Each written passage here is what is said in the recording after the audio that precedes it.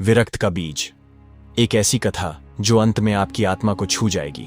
बहुत समय पहले अर्जुन वन के गहन अंधकार में एक ब्रह्मचारी योगी थे, अर्षि पावन। उनकी तपस्या इतनी कठोर थी कि वृक्षों की छाल भी उनके पास कंपा जाती। वो न सूर्य देखते न चंद्रमा, बस अंतर की अग्नि में जलते रहते। स्वर्गलोक में यह कंपन महसूस हुआ। देवताओं के अधिपति सुरेंद्र को डर लगा कि यदि ये तपस्वी पूर्ण सिद्धि पा गया तो देवताओं की सत्ता डगमगा जाएगी। उन्होंने एक योजना रची। अपनी सबसे मोहक गणिका चित्रलेखा को आदेश दिया, जाओ इस योगी के हृदय को छूकर उसे सांसारिक पथ पर मोड़ दो। चित्रलेखा धरती पर उतरी। उसने पहले अर्षि के ध्यान स्थल के पास एक वृंदावन रचा, जहां वसंत कभी समाप्त न होता। फूलों की गंध, हवा में मधुर संगीत और फिर उसकी मोहिनी नृत्य।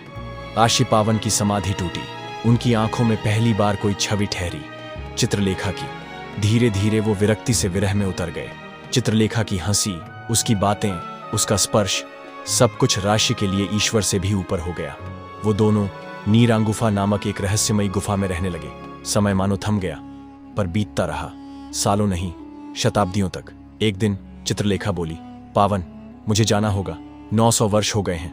ऋषि के पैरों तले जमीन खिसक गई। क्या कहा? 900 वर्ष? उन्होंने अपने जीवन को एक बंद मुट्ठी में रेत की तरह खो दिया था। गुस्से में उनका चेहरा विकृत हो गया। उन्होंने श्राप देना चाहा, पर तभी गुफा की चट्टानों से एक मधुर रोदन की आवाज आई। एक शिशु कन्या जन्म ले चुकी थी, अरण्या। चित्रलेखा ने नम आंखों से कहा, ये हमारी संतान है, इस वन की आत्मा। ये जहां जाएगी वहां जीवन फूटेगा। ऋषि पावन ने अपनी क्रोधाग्नि बुझा दी। उन्होंने अरण्या को उठाया। वो बालिका वृक्षों, नदियों और हवाओं की देवी बनी। जहां भी उसके कदम पड़े वहां बंजर भूमि भी हरियाली से भर गई। और कहते हैं, आज भी कहीं दूर जब कोई वन अचानक हरियाता है तो वहां अरण्या की मुस्कान जरूर होती है।